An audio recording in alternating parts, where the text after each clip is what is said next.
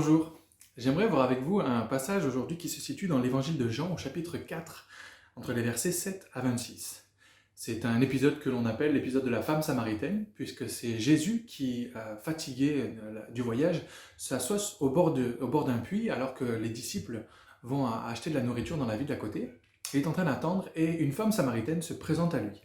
Et j'aimerais voir avec vous le cheminement que cette femme samaritaine a pu avoir avec Jésus. Lorsqu'elle commence à s'adresser à lui au verset 9, elle s'adresse à lui en tant que juif. C'est-à-dire qu'elle se base uniquement sur ce qu'elle voit, ce qu'elle remarque, ce qu'elle aperçoit de Jésus, et cela met tout de suite une barrière. Comme elle est en train de délimiter son interaction avec Jésus, elle ne comprend même pas pourquoi Jésus est en train de lui parler, parce que normalement, il ne devrait pas lui parler. Ensuite, elle va s'adresser à lui en tant que Seigneur. Dans d'autres versions, il nous dit aussi que c'est Maître. Pourquoi? Parce qu'elle est en train de persévérer dans sa relation avec Jésus, et alors qu'il est en train de lui partager une certaine sagesse avec elle, elle reconnaît une certaine autorité, elle va donc lui donner du respect, elle va lui montrer de la révérence, de la déférence, elle est en train de grandir dans sa relation avec Jésus. Elle va aller à un niveau au-dessus, puisque lorsque Jésus va lui dévoiler quelque chose que personne d'autre n'aurait pu lui dévoiler, elle va l'appeler prophète. Elle reconnaît en lui qu'il y a quelque chose de divin, qu'il est capable de dire ou de faire quelque chose qu'un être humain normal ne pourrait pas faire. Mais alors qu'elle continue de discuter avec lui, elle va même lui poser la question, mais est-ce qu'il ne serait pas le Messie, le Christ, c'est-à-dire celui qui doit être envoyé de la part de Dieu sur terre pour venir me sauver, pour venir sauver toute l'humanité? Et Jésus lui répond et il lui dit, je le suis, moi qui te parle.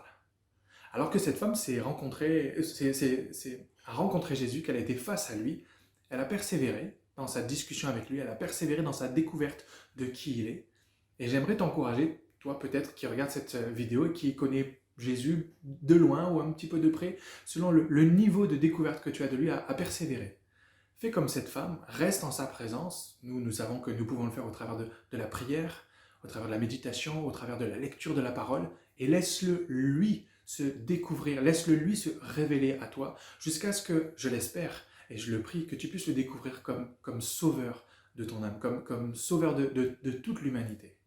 J'aimerais aussi t'encourager, si tu as déjà découvert Jésus comme ton Messie, comme ton Christ, alors fais comme cette femme. Il nous est dit qu'une fois qu'elle a découvert que Jésus était le Messie, le Christ, elle est retournée dans la ville et elle en a parlé à tout le monde. De la même manière, nous sommes, nous aussi, appelés à témoigner à nos familles, témoigner à nos amis, témoigner aux gens autour de nous de ce que nous avons découvert de Jésus. Et il nous est dit que la ville s'est convertie, que la ville a cru à ce que cette femme disait. Mais ils ont quand même invité Jésus à rester 2 jours chez eux. Et il nous est dit au verset 45 que désormais, ils ne croient plus uniquement à cause de ce que cette femme leur a dit, mais également parce que eux, ils l'ont découvert. Jésus veut se révéler à toi. Peu importe à quel niveau tu es, peu importe de quel horizon tu viens, que ce soit le plus simple d'un niveau peut-être même culturel ou historique, si Jésus pour toi est peut-être simplement un juif ou un homme important, que Jésus soit une figure d'autorité, une figure à qui on doit un certain respect, une certaine révérence, que Jésus soit même un prophète, un homme qui a pu faire des choses et qui peut faire des choses extraordinaires, des choses que les hommes ne peuvent pas faire. Je veux t'encourager à continuer.